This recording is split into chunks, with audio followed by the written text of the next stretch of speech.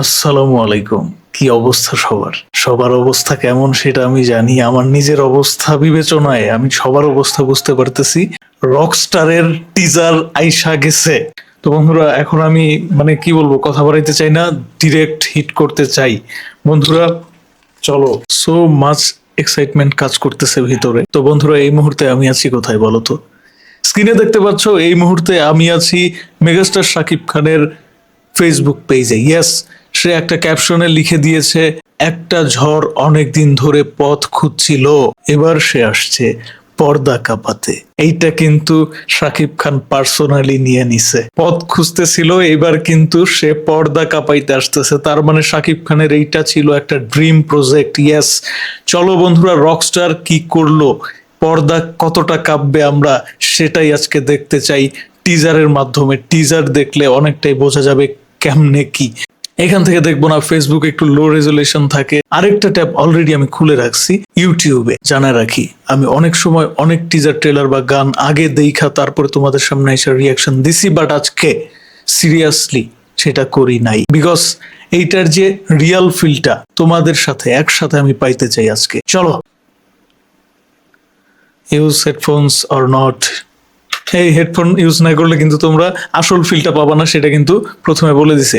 ওকে, Music মানে শুধু acoustic না, sometimes ও it's more than life. Oh my goodness, কে ছিল এটা? শাকিব খান। আবার যাই।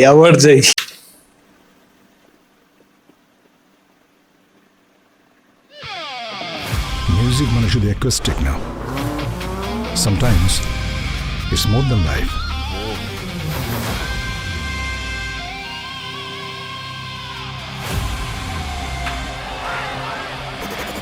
ও my god, what a look man. Oh oh oh young Shakib Khan, ভাই রে ভাই। কিছু তো একটা হতে যাইতেছে বন্ধুরা, কিছু তো একটা হতে যাইতেছে। ও মাই গডনেস, কেমনে কি রে ভাই, এটা তো হলিউড ফেল না, মানে ফ্রেমটার কথা বলতেছি। Global superstar. The future of a rock star. O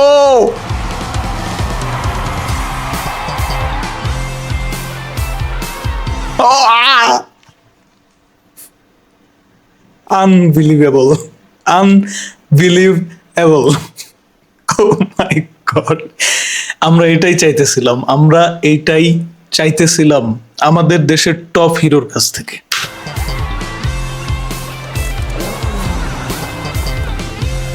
O my, Where is the goon? আগুন আগুন ধরায় দিবে।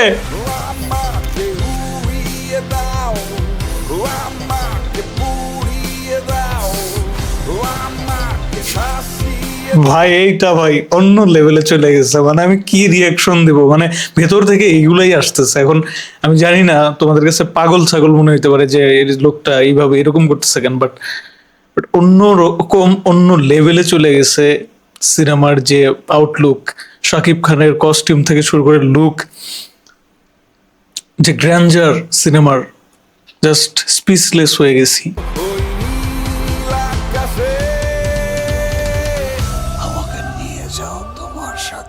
ও মাই গড, ভয়েস মডিউলেশন করছে, ভয়েসে কি চেঞ্জটা আনছে। রকস্টার কি শেষ?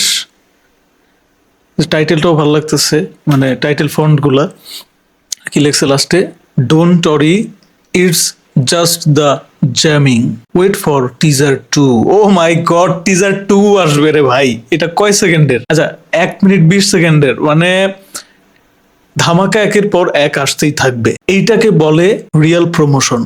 এতদিন যাবত আমরা যেটা খুঁজতেছিলাম, অনেক আক্ষেপ করছি বাংলা সিনেমার প্রমোশন নিয়ে, অনেক হতাশ ছিলাম, এবং শাকিব খান মেবি এই সমস্ত কিছুকে মাথায় নিয়েই এই ক্যাপশনটা দিয়েছে তার ফেসবুক পেজে, যে একটা ঝড় অনেক দিন ধরে পথ খুঁজছিল, এবার সে আসছে পর্দা কাঁপাতে। সিনেমার গ্র্যান্ডারটা জাস্ট দেখো। আমরা একবার দেখে কেন এরকম বকবক করতেছি, আরেকবার দেখি, চলো এবার আসল ফিল পাওয়া যাবে। রেডি 1 2 3 গো। ওকে, হেডফোন আছে তো সবার কানে? ও শুধু অ্যাকোস্টিক নাও। এই ভয়েসটা কার? এই ভয়েসটা জোশ জোশ লাগছে ভয়েসটা আমার কাছে। Sometimes it's more than life. ও রে,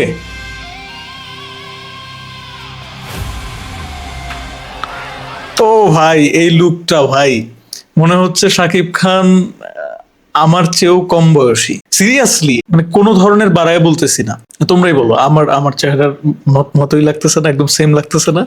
একদম। Global superstar. The future oh my god ভাই, এআই দিয়ে করছে না কেমনে করছে আমি বুঝতেছি না। এত এত আর্টিস্ট জাস্ট যা দিয়েই করুক ভাই, যা দিয়েই করুক রিয়েলিস্টিক লাগতেছে, সোজা কথা। of a এটা কি আজমান রুশো ছিল নাকি? Story and direction Azman Rusho, ভালো কিছু আসতে যাইতেছে। আমি আগেই বলছিলাম আজমান রুশোর একটা একটা ছোট একটা ওভিসি আমার একদম কাছ থেকে দেখার সুযোগ হয়েছিল। তিনি যখন হচ্ছে ডিরেকশন দিচ্ছিলেন, আমি তখন ঢাকায় থাকতাম। যাই হোক, সেটা অনেক কথা। তার কাজ যে আউটস্ট্যান্ডিং সেটা আমি ওই সময় বুঝছিলাম। তো যাই হোক, আমি সেই জায়গা থেকে আশাবাদী ছিলাম। এই যে তার প্রমাণ আসলে পাইতেছি, দেখতেছি। Oh my god, what a grandeur man! Bangla সিনেমায় এইটা অকল্পনীয়। আজ অব্দি কোনোদিন কোনো সিনেমায় দেখি নাই, মানে বাংলা সিনেমার ক্ষেত্রে বলতেছি আর কি। Where is the goon?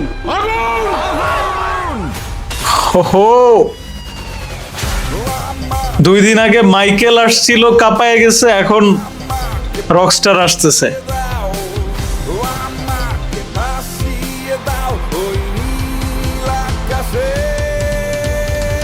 ও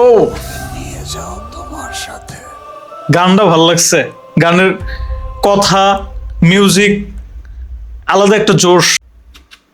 আচ্ছা, শাকিব খানের হাতে এখানে কি বলতেছে? আমাকে নিয়ে যাও তোমার সাথে।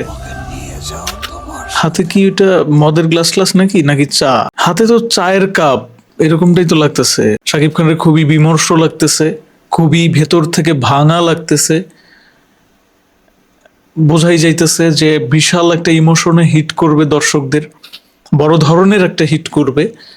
এটা আসলে এখানে রোমান্স থাকবে, এখানে ট্র্যাজেডি থাকবে, এখানে একটা জীবনের উত্থান এবং পতনের গল্প থাকবে। সেদিন যে একটা অ্যানিমেটেড টিজ আসলো না, ওইটা দেখার পর আমার কেমন জানি বারবারই মনে হচ্ছিল যে নোবেলম্যানের জীবনের সাথে কেমন জানি মিলা যাইতেছে।